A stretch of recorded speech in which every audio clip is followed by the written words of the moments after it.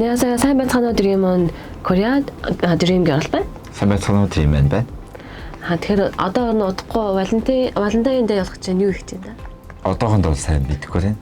Тэгээд ер нь таны дуртай тэмдэглэлт өдөр гэвэл ямар өдөр вэ? Солонгосын тэмдэглэлт өдөр гэх юм бол хамгийн сайн мэддэг болохоор самил буюу самгивсар дэяга энэ болохоор яадаг өдөр вэ гэхээр самгивсар гэдэг өдөр байгаа.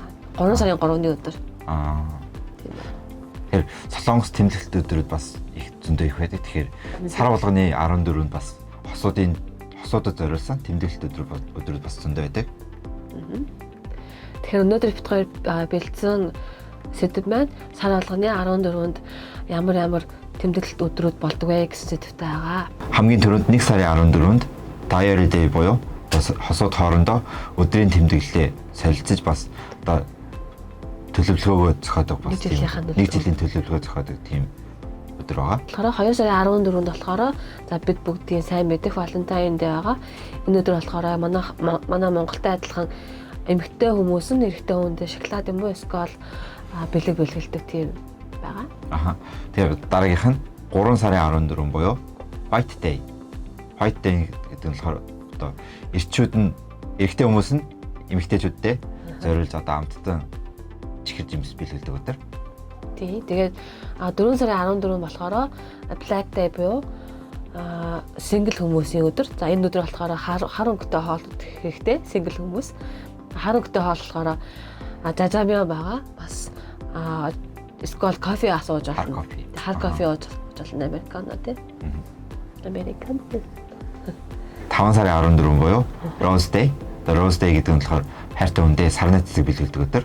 6 сарын 14 нь болохоор Kiss Day гэж байдаг. Kiss Day-ээр мэдээж хосууд хоорондоо өнсөлт бэлгэлдэг тийм өдөр байгаа. Дараагийнх нь 7 сарын 14 буюу одоо Silver Day. Silver Day гэдэг нь болохоор одоо хосууд хоорондоо мөнгөн идэл, мөнгөн бүгд ч юм уу одоо бэлгэлдэг өдөр. Тэгээд 8 сарын 14-нд нь болохоор Green Day буюу ногоон өдөр. Энэ болохоор хосууд хамтдаа эсвэл цэцэрлэг төрөлнгээр алхах тийм өдөр байгаа. 9 сарын 14 буюу Photo Day. Photo Day гэдэг нь болохоор одоо хайртай хүмүүс зураг авахулж бас дурсамж хадгалдаг өдөр.